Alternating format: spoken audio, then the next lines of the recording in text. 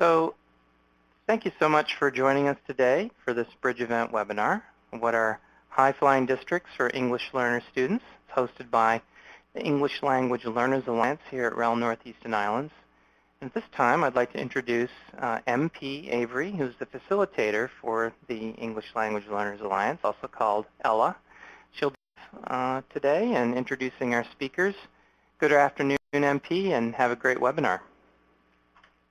Thanks so much, Peter, for doing such a great job introducing our webinar and all the other things that the REL is doing.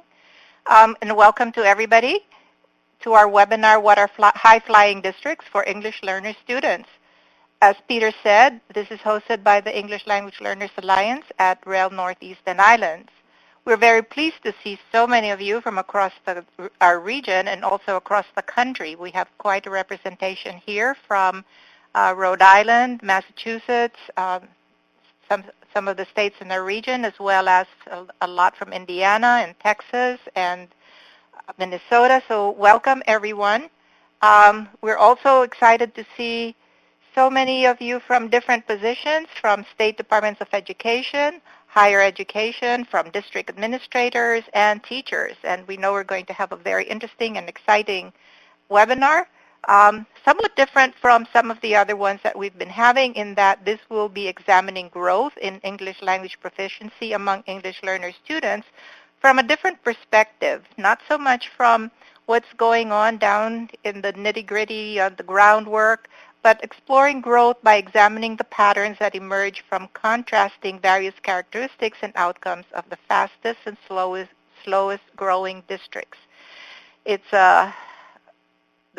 the idea of high-flying districts and low-cruising districts, I think, is an interesting notion and a fascinating one, and we'll definitely hear about that from our presenters. Before we move into our main presentation, especially for those of you who might have just joined the webinar, let me just very briefly share with you a little bit about our English Language Learners Alliance.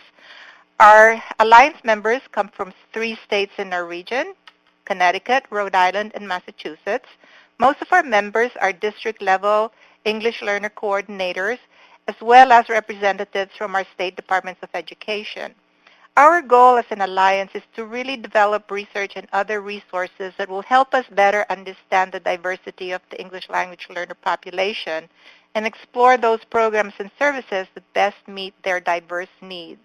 Sometimes I think there's a tendency to forget that English language learners are not a homogeneous group, and that we tend to forget that they don't all need the same kinds of services. So the kinds of studies that we have been trying to do are ones that highlight this diversity, not only in the population, but also the related services that they need.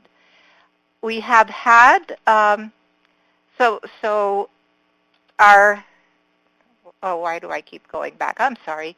Our recent publications are the very first one that we did was on the correlates of academic performance for English language learners in a New England district. And we looked at things at level of language proficiency as well as some of the demographics of the student population in this particular district, as well as the characteristics of their states, and looked at the relationship of those variables to their academic performance on content assessment. We also have developed and published a survey tool. We had an interest from one of our states in understanding what school principals knew or didn't know about English language learners and the regulations and also the beliefs around what works best for English language learners.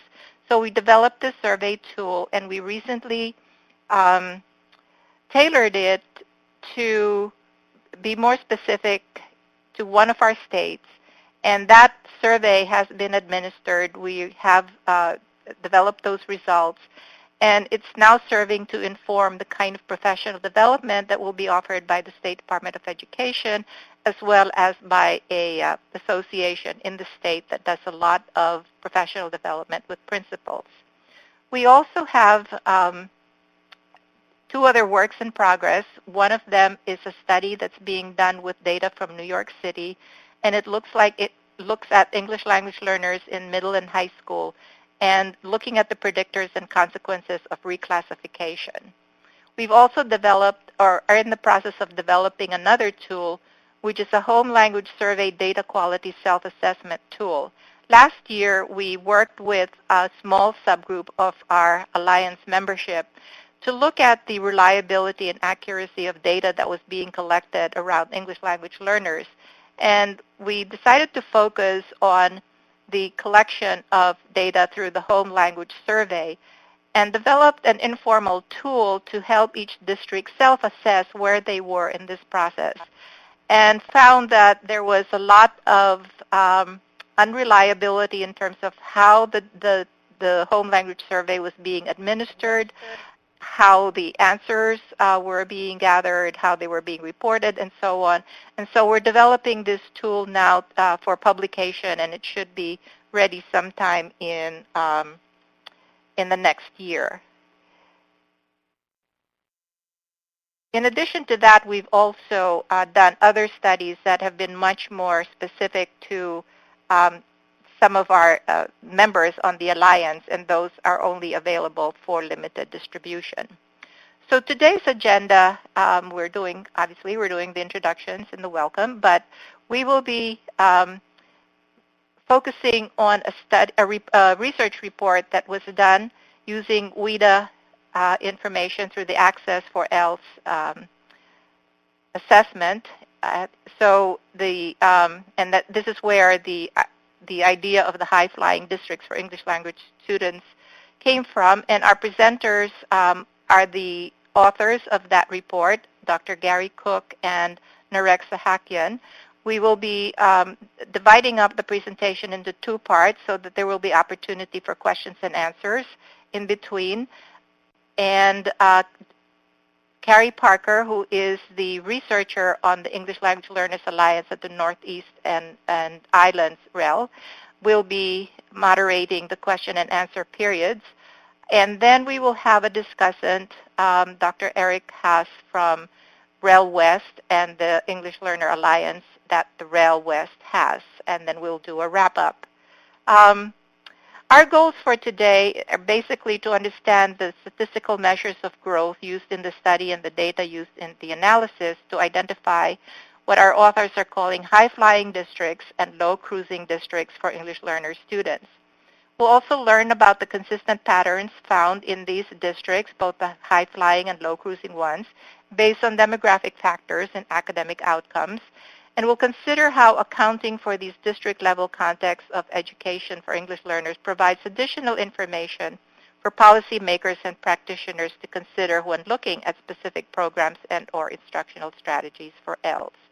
It's a big mouthful, but I think we will have a very interesting discussion. So I want to remind you that as you're listening to our presenters, please feel free to enter your questions in the chat room, which is on the left side of the screen, and we will be pulling out those questions and posing them to our presenters during the question and answer period. So let me now introduce our presenters. We have Dr. Gary Cook, who directs research for the WIDA Consortium and is a research scientist attached to the Wisconsin Center for Education Research. He has a PhD from Michigan State University in Educational Measurement and Statistics and a bachelor's and master's degree from the University of Hawaii in Linguistics and TESOL.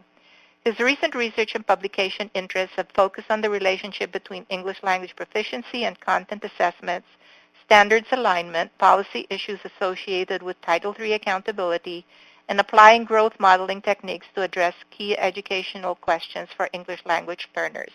I know many of you who are from WIDA states will know Gary's work very well, as he has been very involved in the development of research using the data from Access for ELLs. His partner in this research report is Narek Sahakyan, who is a quantitative researcher at WIDA's Research and Development Department and collaborates with Gary in statistical and econometric studies. He has a master's degree in agricultural and applied economics from the University of Wisconsin, in Madison, and is published on economic corruption, economics of international soccer, and standards of foreign language learning. Very interesting topics. Narek's current research interests are economics of ELL education and time series econometrics. We will also have a discussant after Gary and Narek do their presentations.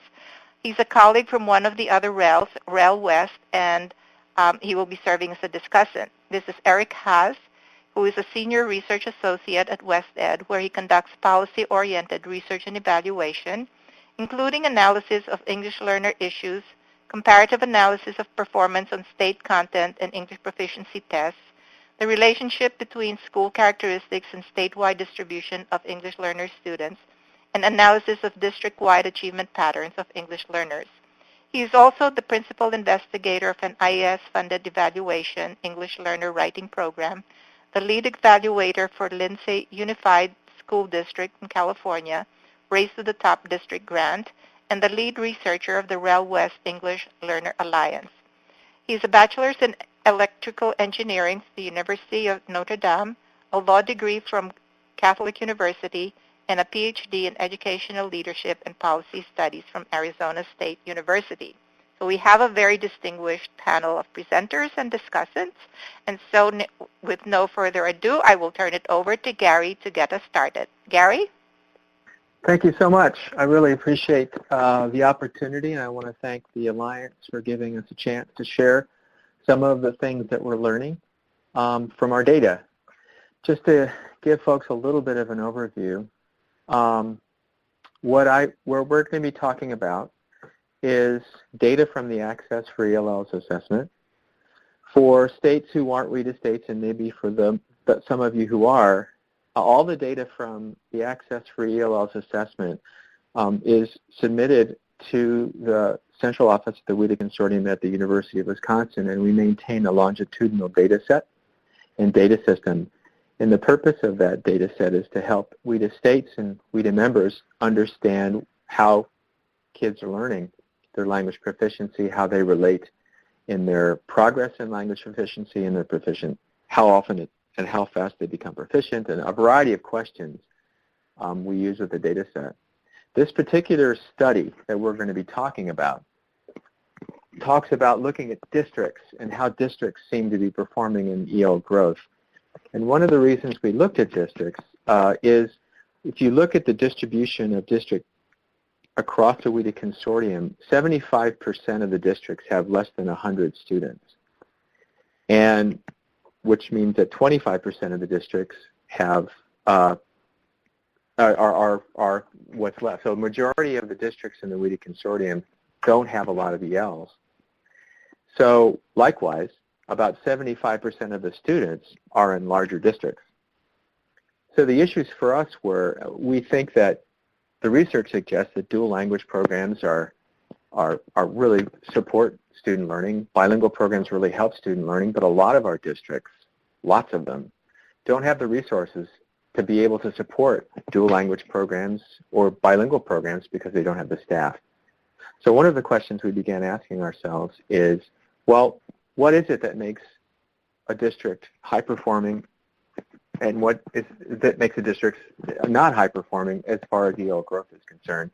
And are there factors that might influence that? Because we wanted to support all the districts, not just the ones that have all of the resources, but those who may not have a lot of ELs, but we want to provide some guidance and some help in that way. And so that's kind of the process that we engaged in beginning to understand this question. So what we'll do is we'll talk a little bit about the research questions. We'll talk a little bit about something I've written and say quite a bit. Lower is faster, higher is slower, and what that means. And Narek will talk about a little bit more in detail about that. We'll talk about the model we used, the statistical model, and why we used it. We'll talk about identifying outlier districts and how we go about determining whether a district is a high flyer or a low cruiser. And then we'll be contrasting these districts and certain demographic variables and academic outcomes to see, if there are differences between these high flyers and low cruisers relative to these demographic characteristics. And then share some of the results of what we found, and then talk a little bit about where we plan to go with what we've got so far.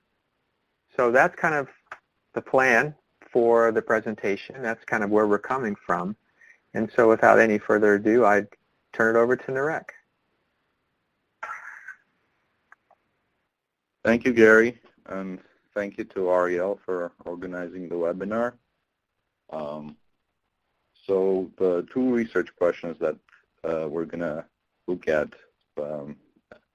are, first of all, how can we identify school districts within the WIDA Consortium where there is consistent and higher, relatively higher, and also lower growth in English language learner proficiency?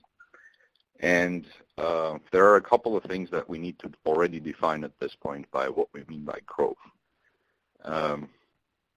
We define growth by taking the average of all ELs within a district that these ELs make within a growth cycle. So the composite scale scores that are reported in Access are, we take the difference at the end of the year to the beginning of the year, and that amount represents what English language proficiency an individual EL made.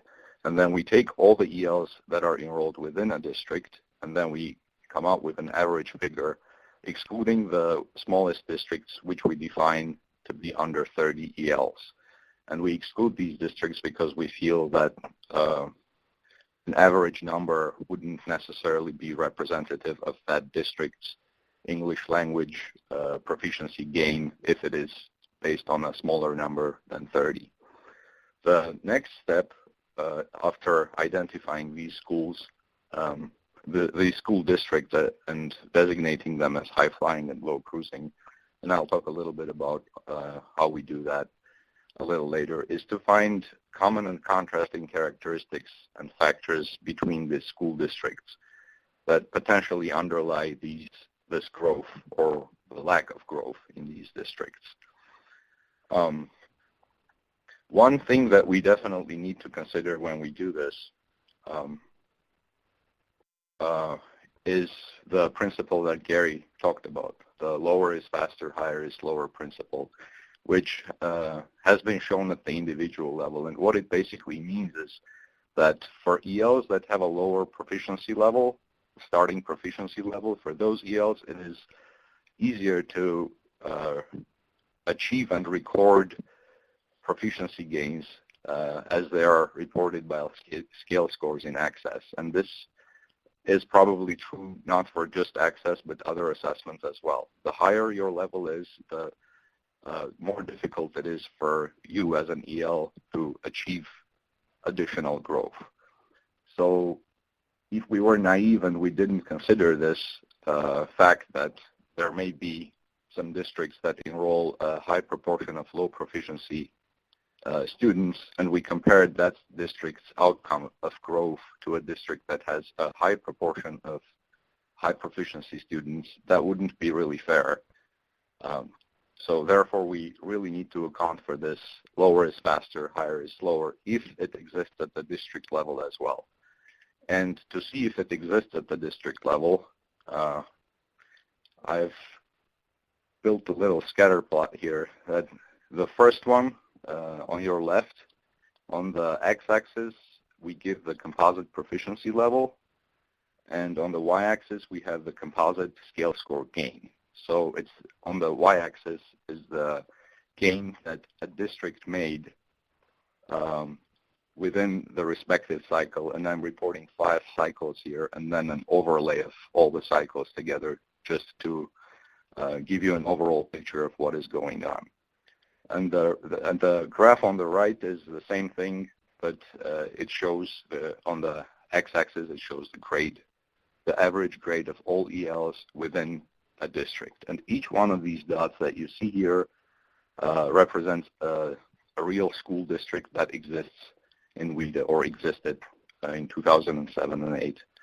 One thing that is clear, there is a downward sloping pattern in each one of these cycles reported, and also the aggregate cycle. What this means is basically lower is faster, higher is slower. The higher the composite proficiency level of the district is, the less the reported growth is. So again, we need to account for this principle, and we see that there is evidence both at the individual level and at the aggregated district level, and it's natural to expect this.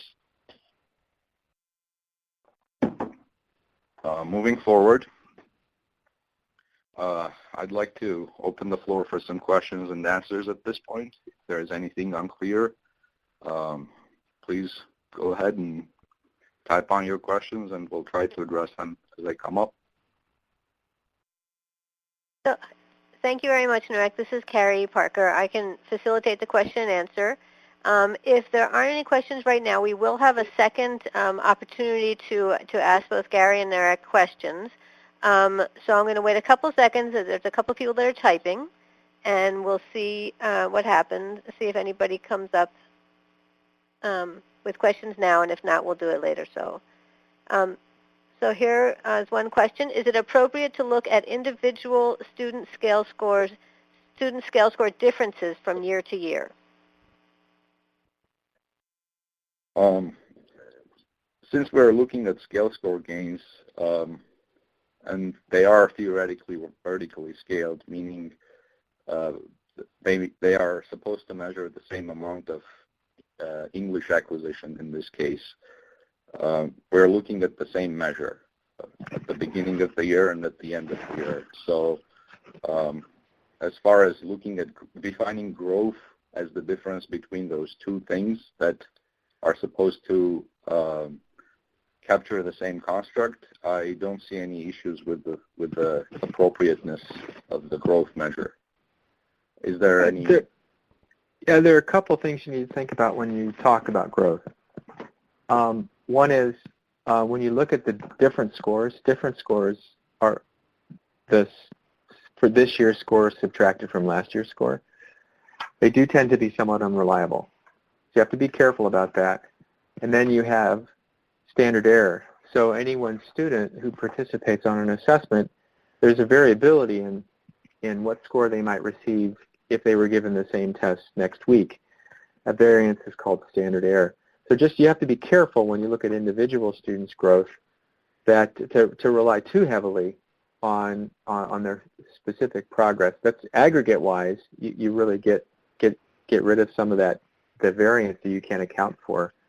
But just you have to be careful, and especially when you have small samples, looking at individual growth is important. Making decisions about programs relative to individual growth when there's small numbers is somewhat a bit of a scary thing to do because you're not sure if you're looking at really what's going on as far as growth is concerned. And I saw another question from Mississippi. If I can address that, Carrie? Yeah, just go ahead, jump in. So I think the issue, Taro, is that districts. So we looked at the high-flying, lower is faster, higher is slower. We saw that at the individual level. And so when you look at the district level, it's sort of the same idea. Districts that have higher proficiency levels overall tend to grow slower than districts that have lower proficiency levels. And districts that have higher densities of students at higher grades tend to grow slower than districts that have a higher density of students at lower grades. Did I get that right, Narek? Yes, precisely. If you have a district that has 3 kindergartens and you compare that district's outcome or growth to a district that has 3 high schools and nothing else, that comparison is not going to be a fair one because we know that at kindergarten, ELLs will make higher growth as defined by the difference in their adjacent access scores than the students that are enrolled in high schools. It is a direct implication of higher is lower is faster, higher, slower. There's a question about the composite scale score, and let me just, at WIDA, we create 4 different composite scores. The overall composite is a weighted average of the listening, speaking, reading, and writing scale score. So, and 70% of the overall composite score is based on literacy. 30% is based on oral language, and it's broken up by 15%, 15%, 35, and 35. So that's what the composite, how the composite scale score is performed. There's Great. another Thank question. you, Gary. Sure. There actually are a number of other questions, but we have hit our time limit. So, and since we do have a second round of questions of Q&A, I think we should move forward with our presentation, and we'll come back to these questions. We're keeping them all. We've cut and pasted them all into a separate place, so we won't lose them, even if they end up going up in the chat. So we'll come back to this in a few minutes. We'll be able to continue now with Narek. All right. So moving on, we established that we need to control for lower is faster, higher is slower. So how do we do that? And for that, we use a statistical methodology, a statistical model that's called the fixed effects model. And what this basically shows is that composite scale score gains are a function of composite proficiency levels, of grade, and a bunch of other stuff.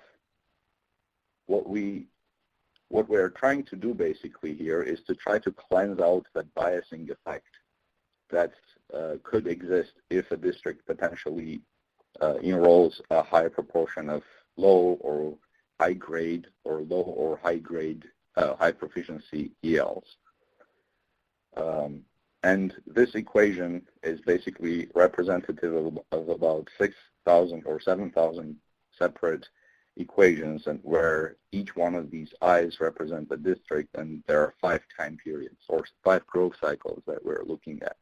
So this is based on a really large number of observations. There are individual observations that are aggregated to the district level, and still at the district level we have about 1,000 observations or 1,000 districts per cycle, and we have 5 cycles, so about 5,000 to 6,000 total observations. And based on this, we are to estimate the terms in red, the beta parameters, which intuitively, if we remember the scatter plots of those districts that I showed you, these beta parameters directly measure what the slope of that decline is. Or in other words, if we find, and we do find, that these beta parameters are negative and statistically significant, that is evidence that lower is faster and higher is slower exists at the district level, and it is statistically significant at the 95% range. And that is what we actually end up finding. And this three-dimensional chart on your right is based on the model parameters that we have estimated, and it basically shows the same thing in a different light. It shows that the districts that are closer to the left-hand side of the graph, which is the grade, so close to 0 or close to 1, the kindergarten level, and districts that are also enrolling lower composite proficiency level ELs, they make, or they're expected to make, high composite proficiency scale, composite scale score gains, or they're more likely to have high growth, in other words. And as we move to the right of the grade axis, which is the horizontal axis, or it's not really horizontal, but it's the one closest to the bottom. And as we move up the grade level, the higher it becomes for districts to achieve gains.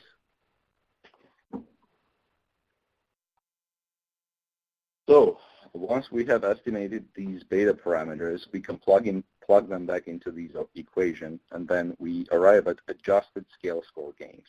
And these are now free of the biasing effect of lower is faster, higher is slower. We can now compare these for each growth cycle for all of the districts. We can compare these and see what districts are at the top of the distribution and at the bottom of the distribution.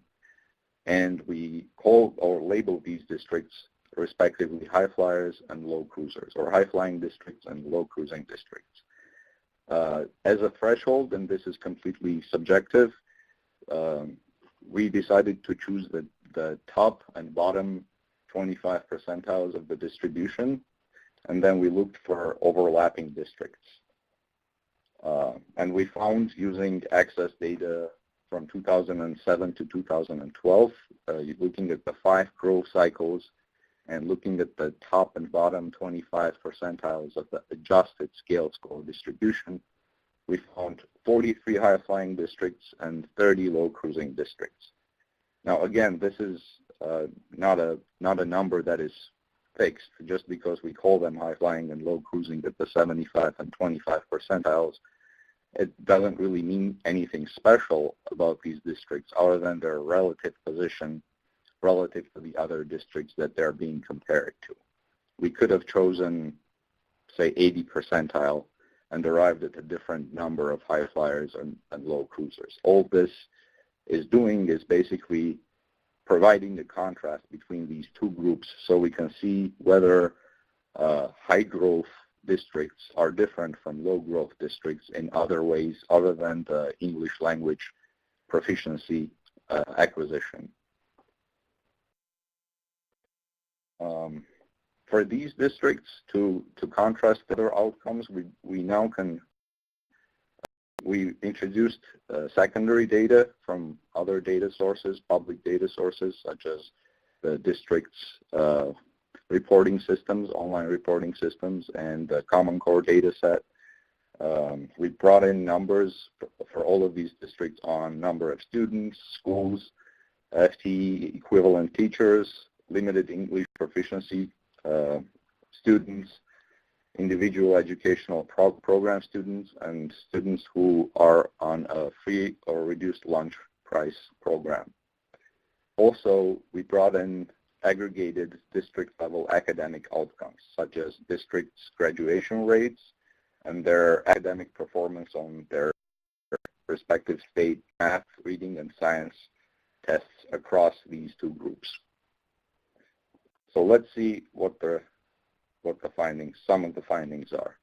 So let's look at the graduation rates and the math, reading, and science tests, contrasting the outcomes of high flyers to the low cruisers. And in these graphs, the high flying districts outcomes are given in red, and the low cruising districts are given in blue.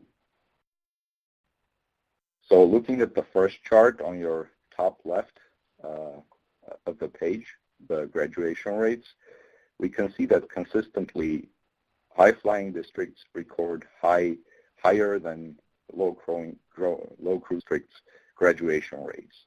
And these are numbers because we were aware that graduation rates may be different from state to state, so we used the difference from the state average depending on what state the district was located in. So there is a consistent picture, and I have only 4 bars here instead of 5, the 5 cycles, because information on the 7-8 or data on the 7-8 cycle was not of good enough quality to establish statistical differences. So graduation rates, we can see, are structurally different, systematically different when we look at low cruising and high flying districts. Moving on to the graduation rates, a very similar picture emerges. We can see I have the 3 different colored bars, the math test, the reading test, and the science test. We can see that there is a systematic difference no matter what growth cycle we look at. High-flying districts tend to have higher performance of their students, and this is not just ELLs. I should have mentioned this. This is the district's outcomes for all of the students that are enrolled in that district. So not just the ELLs, the whole district's academic achievement is contrasted for the districts that are labeled high-flying and low-cruising. So the picture is pretty clear here. There are systematic differences between high flyers and low cruisers as far as graduation rates and their academic achievement measures are concerned. Moving on. Some of the other things that we looked at are demographic characteristics. We wanted to see if there is different in the demographic characteristics of these two types of districts. And what I have in these bars here, the blue bars represent the proportion of LEP students in respective districts. On the left-hand side of each graph, I give the low cruising districts, and on the right-hand side of the graph, I give the high-flying districts. And the red bars represent the proportion of IEP students, and the green bars represent the proportion of students who are on free or reduced lunch programs. We can see that there are some small differences in the proportion of LEP students across low cruising and high flying districts for all of the growth cycles, and I'm referring to the differences in the blue bars for each of these growth cycles. But the biggest difference that just jumps out at you is the difference between the proportions of free and reduced lunch students in each of these cycles. 60% compared to 20%, 69% compared to 18%, or 60% compared to 18%. It seems to be pretty obvious that high-flying districts are enjoying FRL rates that are 3 times less than those of low cruising districts. And this is by no means a surprise to anybody. We know that poverty matters. This just shows you how much it really matters. Moving on, I want to, what we wanted to do is to give you the two previous slides together. So let me just jump into this and we'll see what I mean here. So each of these dots and triangles here, the blue dots are the low cruising districts and the red triangles are the high flying districts. On the y-axis, we have the graduation rate, just as we did in the slide, the 2 slides ago. And on the right-hand side, we have the proportion of FRL students. So what we've basically done here, we're putting graduation rates and FRL rates together and trying to contrast the clustering of the dots.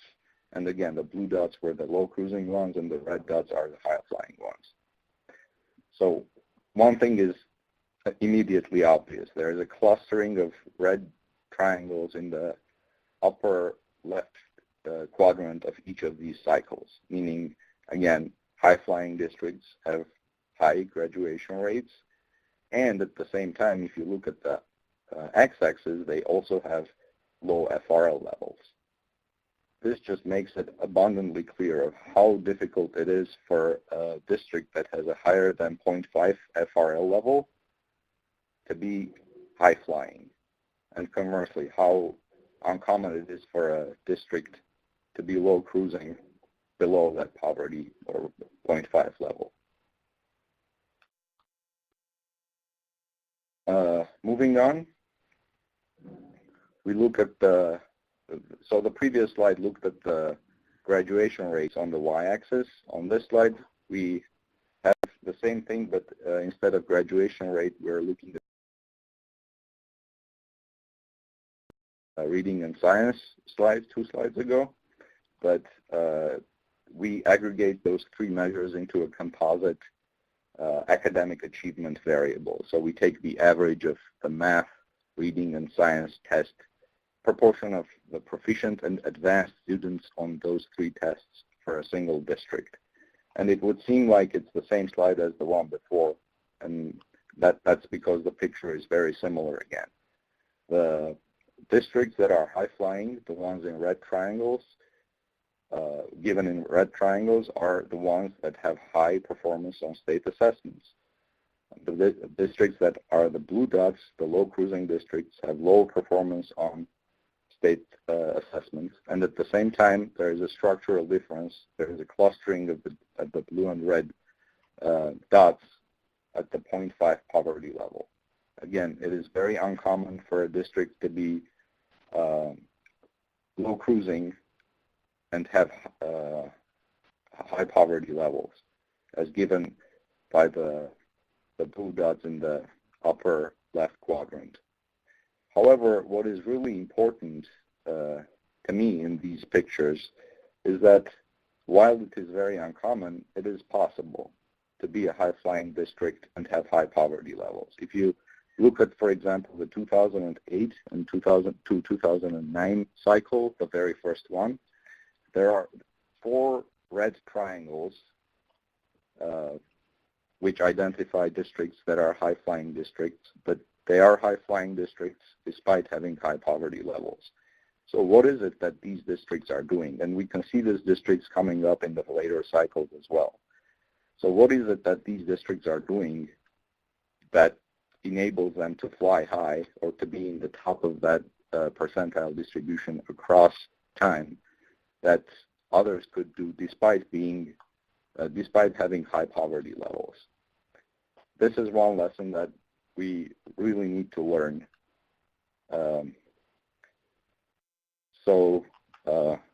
At this point, I'm going to turn the floor over to Gary, and he'll talk about some of the future research that we plan to do to answer this question.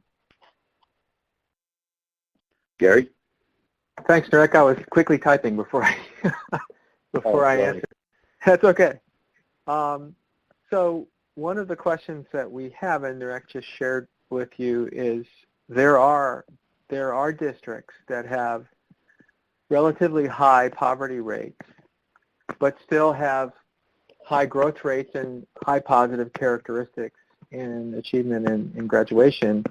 And so the $24,000 question in our mind is, what's going on there? And so we recognize that there's a need to go beyond the data that we can observe. And just to help folks understand, we have limited pieces of information. We get the access data, so that tells us where the composite scores and where the students are at. And in the districts in the display that you've seen, we actually went to the district websites and had to download all the information from that district to get the data that you're showing.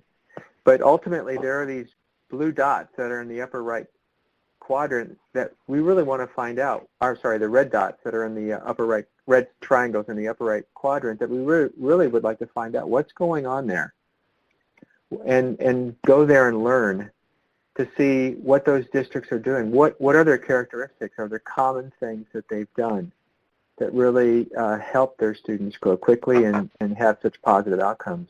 So that's sort of the next step of the study, and that's kind of our focus from this point forward. And I think I turn it over to Carrie. Yes. Hi. Thank you, Gary. So Gary and Narek have done a great job of answering the questions, but we have a few that are pending. And one, Gary, just came in, a clarification about those red triangles in the upper right quadrant. What districts are those? The red triangles are always the high-flying districts. What differentiates those ones specifically is that they are high-flying despite having high poverty levels, and the poverty levels are given on the x-axis. Okay. So red triangles always represent high-flying districts in those two graphs. Okay. And so follow-up question, do we know those districts by name? Yes and no, we're not going to share that. Okay. So sort of related to that is, how are you planning to gather data that will answer that future research question that you just described, Gary? Right. So the questions about what's going on there have to be really addressed by not necessarily a quantitative methodology, but a qualitative methodology. So we've submitted grants and are soliciting support to actually have researchers go to those places and look at what's going on, talk to teachers, talk to administrators, look at the historical information, interact with the students to try and see what is going on, what is the community environment. There are a lot of things that are locally that the quantitative information can't really address. So that's kind of how we're going to follow up the next step is really to get someone there to begin asking questions of those districts to see what they're doing, and is that what they're doing generalizable? That's the hope, right? That's the big hope, is that what we find there will be able to communicate to other districts so that they can support their ELs and be successful. Great. And there was another question that was asked here. Oh, yes, Gary, go ahead. Earlier question about AMAOs, AMAO 1 specifically, about how states set them. Mm-hmm. And for many WIDA states, I've helped that process. And the desire to set in setting AMAO 1s is typically to try and take a look at how districts are performing and use that as your reference point in setting AMAOs. And the federal government is now allowing districts to account for this lower is faster, higher is slower in establishing AMAOs. So that thinking about AMAO 1 relative to growth and just having one number is changing, and I think the department is more open to allowing states to think about where kids start and in adjusting how they expect them to grow. Great. Okay, thank you. There's been a second question, Gary. I know you answered a little bit of this in your chat from Liz Eisner. Have you examined the relationship between levels of ELP or grade levels and growth? Could it be that those 4 districts have high proportions of young ELs who are coming into school with low levels of ELP? I actually answered that question in the chat, and again, the districts are defined as high-flying and low cruising, high-flying and low cruising, accounting for such potential differences. That is the whole reason for the statistical model, to estimate and make sure that that is not the case, that we're comparing apples to apples every time. Right. So just to hit that home, the model that NAREC has chosen and used in this, essentially, we know that how old you are and where you start at affect how fast you grow. So essentially, the model that we've used eliminates that variability in our comparisons of districts. So we're accounting for the lower is faster, higher is slower. We're getting rid of that. So the thing that's left is not that. The thing that's left is what else the district is doing that doesn't have to do with the kids they have where they start or the proficiency level of the students they have. That's where this really has a powerful possibility, in that it allows us to things that we know, we remove things that we know actually have an effect. And Carrie asked about classroom data when we go locally. Yeah, our intent is to, in the district, and given that we get funding, the districts that we're going to be identified as districts of interest is to identify 1 or 2 schools in that district and then go into the classroom and look at what's going on. But we think it's the confluence of things in a district that really supports how a district grows. Okay, so thank you. So the questions are continuing to come in, but I think what I'd like to do is give us a chance to hear from our discussant, from Eric Haas, and then if we have any time at the end, we might come back to some more questions. But thank you very much, Gary and Narek. The questions, obviously, people are very excited about all this work. So we're going to shift it over now to Eric. Thanks, Carrie, and thanks, Narek and Gary. That was informative again. I've heard it 2 or 3 times now, and I've been scribbling new notes as I go along, again on top of my old notes. So there were 3 things that came to mind as I thought through this report and prepped for the webinar. Some of them have come up a number of times, but I just wanted to highlight them. The first one is I really appreciate the design, that controlling for lower, faster, higher, slower, I think is a really necessary addition and something that I hope we see more use of models that incorporate this into the controls. I know that for our REL work in REL West, that a number of studies that we have done, we haven't controlled for this, but we've looked for those patterns across grade levels, across ELP levels, and we consistently see that. You know, we see the kindergartners starting at ELP level 1 making much faster growth than we do see in 10th and 11th graders, you know, at levels 3 and 4. So I really appreciate that model, and again, I hope WIDA continues to do that and others pick up on that use of those controls. I also, you know, a number of implications jumped out at me. The first one fairly obvious, the other two more for discussion and future research. But the idea of, you know, poverty matters. You know, we see that once again, that the, you know, high-flying districts have 1/3 on average the, you know, poverty rates of the low cruising districts. You know, and this has been this kind of emphasis or focus, you know, we've seen for years. The writings of David Berliner, Gandara, you know, a number of others for years have been saying this, and it almost, I think at one point, becomes almost redundant to sort of state the obvious. On the other hand, I think continually necessary, you know, that consistently studies like this and similar ones keep bringing this up. So I think as educators, as often policy adds, you know, we need to continue to look at this and to push this if we're going to make improvement in our schools and the achievement of our English learners. The second implication that I found very interesting was, you know, various aspects of the educational context.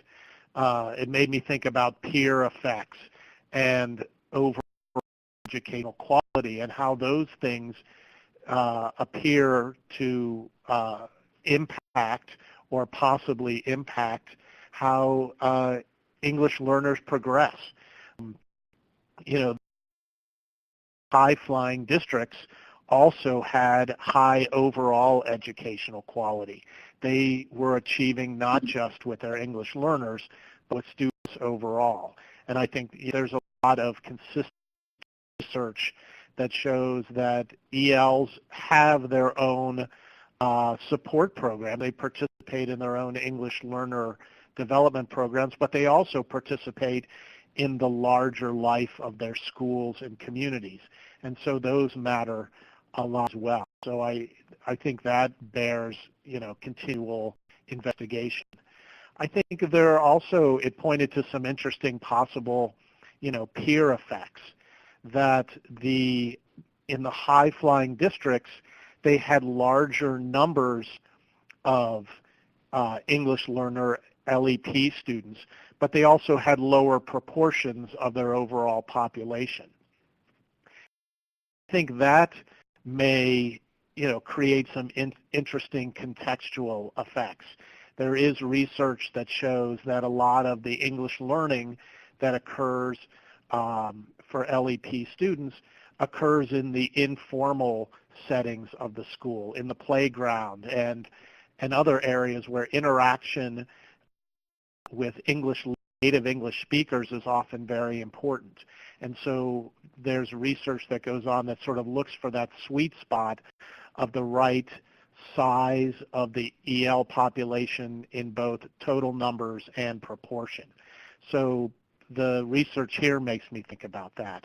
It also, in the last one, another sort of version of context, you know, to what degree does size matter in these things? Are there scale-up effects for both efficiency and effectiveness? I looked at figure 4 in the report, and the average size of the districts are around 13,000 students for the high-flying and around 11,000 for the low cruising. So the average sizes were, you know, sort of in that medium range, but the overall range, except for the very small, you know, also included very large districts. So I was very curious to know to what degree we can, sort of tease out, is there a sort of optimum size, or is there an idea where size is a positive or negative in having effective district-wide programs? And lastly, I appreciate, especially from such strong quantitative analysts, that call for multiple methods, that the quantitative analysis here really points to where we might want to look, especially those red triangles in the high FRL area, as to what are they doing, what specifically can we drill down to help inform program and practice improvements. And so going in also for qualitative interviews and observations and surveys and other various things to look at programs and language of instruction and pedagogic practice at the classroom level and teacher characteristics, as well as the larger community, are also things that I hope this research spurs us to continue to look at. So those are a few of the things I wanted to highlight. Again, greatly appreciate the study and thank Narek and Gary for sharing that. So I want to move now to the beginning of the wrap-up of the webinar and to hand it over to Carrie to talk about the very important stakeholder feedback survey. Thank you very much. And so you guys there as well as in the chat, I really encourage you to complete the survey. I do want to thank everybody for having been on this webinar. We have a few extra minutes and there's continued to be conversation in the chat, so I'm wondering, Narek or Gary, if you have any final words you want to say, as long as you leave me 1 minute for finishing up. I would just like to thank Eric for the pause comments and every participation. We got very good, very good questions, and some of the questions you can find the answers to in the more technical report that's in the files that are available for download for everybody, and have a great day. One of the things I want to take away, one of the things I've always said, and when I present with a lot of folks, 75% of the kids that we serve usually are in large districts, but 75% of the districts that have ELs are small, have small numbers of ELs. And, at those districts, I think we sometimes forget. And so hopefully one of the things that we'll learn looking closely is to try and see how we can not only support the districts that have lots of resources, but also the districts that don't have a lot of resources. Are there things that we can help them with in supporting all the districts that have kids? And that's kind of our hope. Great. Thank you very much for both of those final comments. And so again, please remember to take the survey. The documents, there are 3 documents that you can download before you leave the page, and the webinar will be available. And I want to turn it over now to Peter for last words. Thank you, Carrie and MP, for moderating today on behalf of REL Northeastern Islands. Thanks so much for joining. In 2 or 3 weeks, you'll receive a thank you message from us with a link to the webinar archive. And have a great evening. Bye-bye.